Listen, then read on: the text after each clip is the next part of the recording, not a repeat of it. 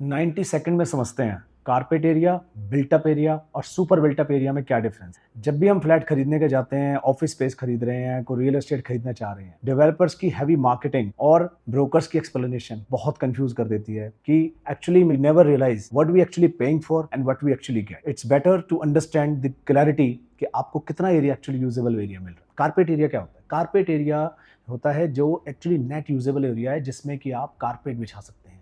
इसमें इंक्लूड होती हैं इंटरनल पार्टीशन वॉल्स और इसके अंदर का सारा यूजेबल एरिया। इसमें एक्सक्लूडेड होता है balconies and external walls.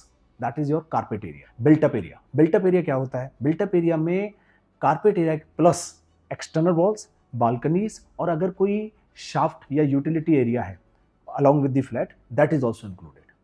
Super built up area, super built up area के अंदर बिल्टअप एरिया के साथ common staircases, common proportionate share of common areas, utility areas और एनी अदर लिफ्ट और any area which is provided for the common facilities of the residents or office towers, that is included.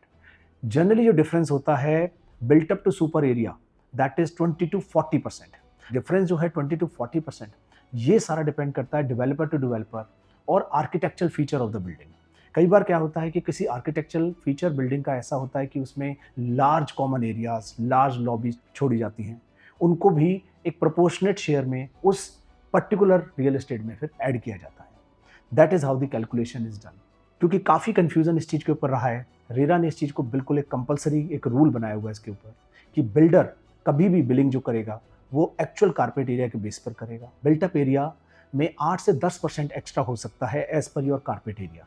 इसके अलावा आप जब चाहें आप developer से इसकी एक ऑडिटिंग रिपोर्ट मांग सकते हैं कि एक्चुअल में उसका कैलकुलेशन मेथड क्या है। अगर उसने 30% का लोडिंग फैक्टर लगाया है carpet area versus super built up area, आप उसके डिटेल मांग सकते हैं so that allottee knows actually what is he paying for and what actually he is getting. Similarly earlier what was happening, आप पहले जो बिलिंग हुआ करती थी वो सुपर बिल्टअप एरिया के बेसिस पे होती थी, जिसकी वजह से आपको एक्स्ट्रा स्टाम्प ड्यूटी देनी पड़ती थी और सोसाइटी के लाइफ टाइम मेंटेनेंस चार्जेस वो भी एक्चुअली में सुपर बिल्टअप एरिया पे कैलकुलेट होती थी। आज रेरा ने बड़ा क्लियर कर दिया है कि जो बिलिंग होगी वो कारपेट एरिया के बेसिस पर होगी। जुड़े रहिए रियल्टी कनेक्ट विद राजीव के साथ।